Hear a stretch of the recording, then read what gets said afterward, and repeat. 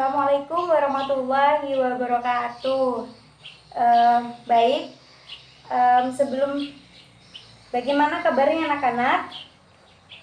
Alhamdulillah baik ya. Ibu juga alhamdulillah hari ini dalam keadaan baik. Sebelum kita mulai pelajaran hari ini, silakan ketua kelas memimpin doa terlebih dahulu ya.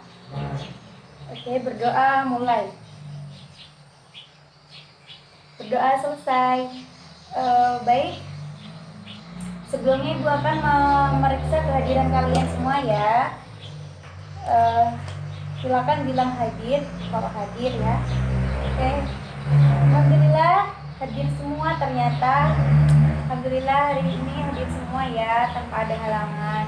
Nah, hari ini Ibu akan menjelaskan tentang strategi dakwah Rasulullah Shallallahu Alaihi Wasallam di Madinah. Nah, pelajaran yang lalu Ibu menjelaskan tentang Nabi ketika di Mekah ya, strategi Nabi di Mekah. Sekarang adalah strategi dakwah Rasul di Madinah. Nah, Ibu akan menjelaskan tentang strategi dakwah Rasulullah di Madinah. Yang pertama, latar belakang apa sih yang membuat Rasulullah itu hijrah ke Madinah? Nah, pada saat Rasulullah Shallallahu Alaihi Wasallam berusia 40 tahun, nah Nabi itu mendapat wahyu dari Allah untuk hijrah ke Madinah. Saat itu nama Madinah itu bernama Yasrib, dikenal dengan kata Yasrib. Nah, pada saat itu Rasulullah melakukan dakwah di Madinah itu secara sembunyi-sembunyi. Nah, secara sembunyi-sembunyi, pertama secara sembunyi-sembunyi terlebih dahulu ya. Nah, dakwah Rasulullah melakukan dakwah secara sembunyi-sembunyi di antara rekan-rekannya, kemudian di lingkungannya sendiri, secara sembunyi-sembunyi dan tidak terang-terangan. Kemudian setelah lama melakukan dakwah secara sembunyi-sembunyi, kemudian Rasulullah itu melakukan dakwah. Kemudian Rasulullah ini mendapatkan perintah dari Allah untuk melakukan dakwah secara terang-terangan. Nah, pertama kan sembunyi-sembunyi, kemudian terang-terangan. Nah, setelah itu, ketika Rasulullah ini melakukan dakwah secara terang-terangan, saat itu pemimpin Quraisy berusaha untuk menghalangi dakwah Rasulullah ini. Apapun dilakukan untuk menghalangi, berbagai cara dilakukan untuk menghalangi dakwah Rasulullah ini. Nah, saat itu kan Rasulullah memiliki pelindung yang bernama pamannya, yang bernama Abu Thalib. Nah, tapi hal itu tidak menghalangi pemimpin Quraisy untuk menghalangi dakwah Rasulullah ini, sehingga pada saat itu pemimpin Quraisy melakukan pemboikotan segala bentuk hubungan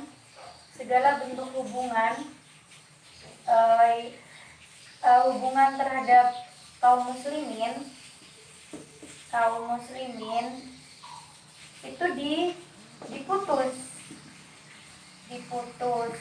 Segala hubungan terhadap kaum muslimin diputus, mulai dari hubungan jual beli, apapun hubungannya diputus agar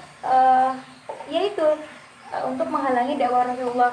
Nah, pada saat itu sampai parahnya kaum muslimin ini ditimpa pemboikotan selama 3 tahun oleh kaum Quraisy.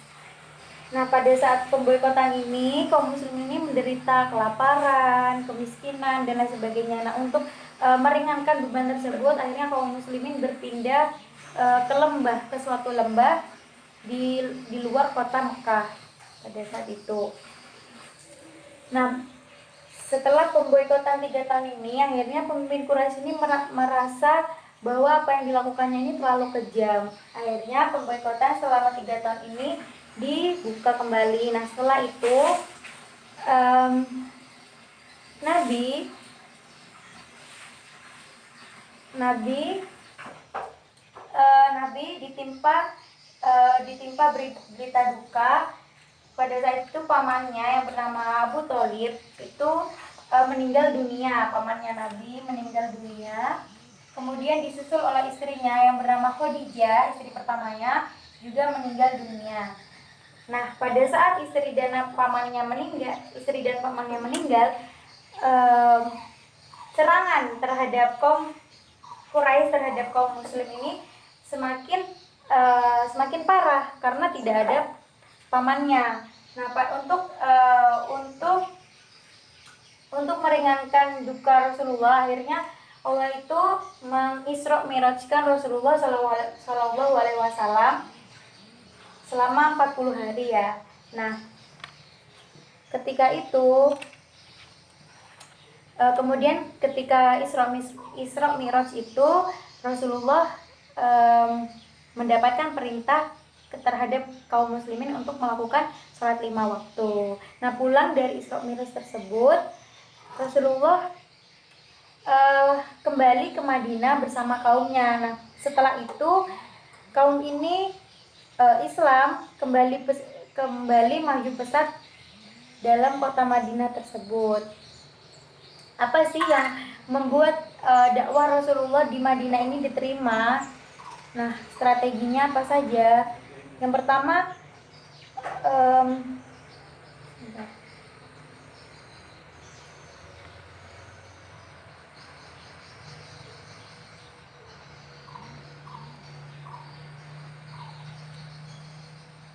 nah, setelah pulang dari Isra Mi'raj tersebut, Nabi Shallallahu Alaihi Wasallam resmi menjadi pemimpin kota itu.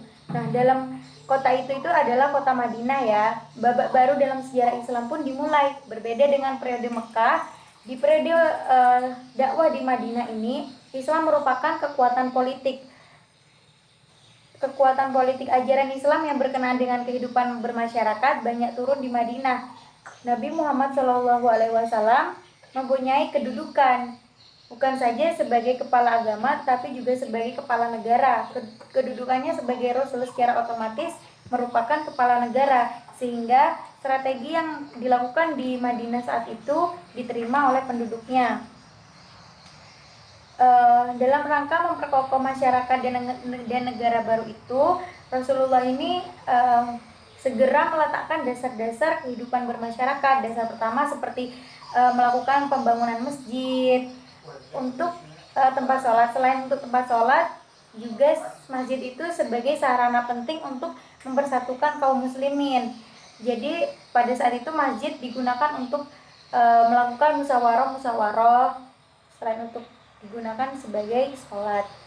Kemudian Nabi juga memperlakukan ukhuwah Islamiyah. Nah, ukhuwah Islamiyah ini meliputi persaudaraan sesama muslim. Jadi tidak hanya persaudaraan sesama darah, tapi semua orang muslim itu bersaudara, sehingga memperkuat kekuatan atau mempererat tali persaudaraan mereka antara sesama muslim. Begitu. Nah, strategi dakwah Nabi jika dirangkumkan itu yang pertama adalah mendirikan masjid. Selain sebagai tempat ibadah, juga berfungsi sebagai tempat musyawarah dan pusat pemerintahan. Yang kedua, ukhuwah Islamiyah. Dan yang ketiga, menjalin hubungan persahabatan dengan pihak-pihak lain yang tidak beragama Islam dengan mengadakan ikatan perjanjian yang disebut dengan Piagam Madinah. Yang keempat, Rasulullah membentuk pasukan tentara untuk melindungi Yatsrib atau Madinah dari serangan musuh. Kemudian, gencatan senjata kaum Quraisy saat itu bisa diringankan dengan adanya perjanjian Hudaybiyah. Yang keenam, mengirim surat kepada raja-raja untuk dan isi surat tersebut adalah ajakan untuk masuk Islam tanpa paksaan juga. Nah, yang kedua, substansi apa saja dalam dakwah Rasulullah tersebut, pertama, isi dari dakwah Rasulullah itu adalah tentang kemanusiaan, persamaan, keadilan sosial, keadilan ekonomi, kebajikan, dan solidaritas. Nah, salah satu bukti bahwa dakwah Rasulullah itu berhasil di Madinah adalah yang pertama, Nabi Muhammad SAW mendirikan Masjid Nabawi yang saat ini selalu kita kunjungi untuk beribadah haji. Kemudian kedua, diperdamaikannya suku Khazraj dan suku Aus. Yang ketiga, meletakkan dasar-dasar hak asasi manusia. Yang keempat, memperkuat ukhuwah Islamiyah. Yang kelima, meletakkan dasar-dasar toleransi dalam hidup bermasyarakat.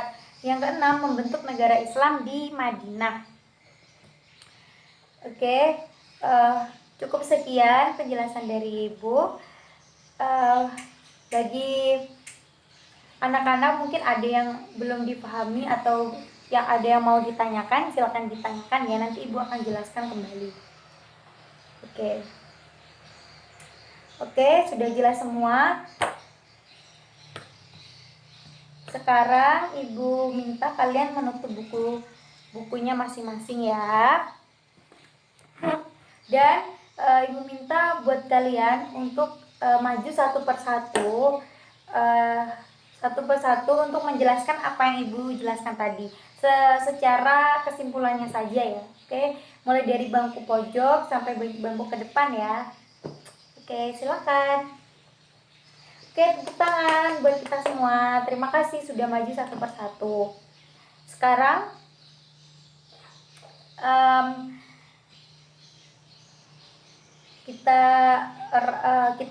kita rangkum kembali apa yang Ibu jelaskan tadi ya.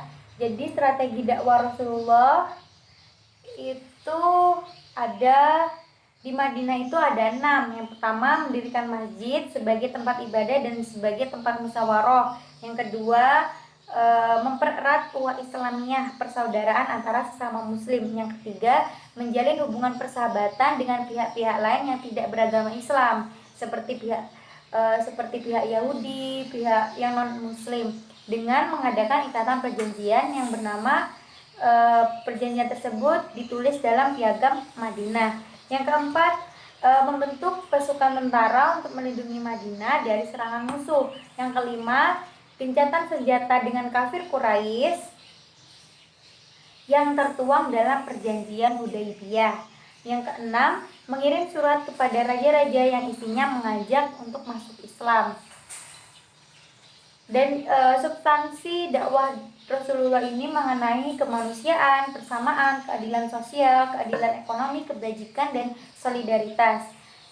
Dan bukti dari keberhasilan dakwah Nabi di Madinah adalah meliputi mendirikan Masjid Nabawi. Yang kedua, memperdamaikan suku Khazraj dan suku Aus. Yang ketiga, meletakkan dasar-dasar hak asasi manusia. Yang keempat, memperkuat ukhuwah Islamiyah atau persaudaraan antara sesama muslim. Yang kelima, meletakkan dasar-dasar toleransi dalam hidup bermasyarakat. Yang keenam, membentuk negara Islam di Madinah atau di Yathrib. Baik, cukup sekian pelajaran yang Ibu jelaskan. Apabila ada yang kurang jelas, Ibu mohon maaf. Sebesar-besarnya, mari kita berdoa bersama-sama. Subhanakallahumma wa bihamdika asyhadu an la ilaha illa anta astaghfiruka wa atubu ilaik. Walhamdulillahirabbil alamin. Syukron katsiran. Wassalamualaikum warahmatullahi wabarakatuh.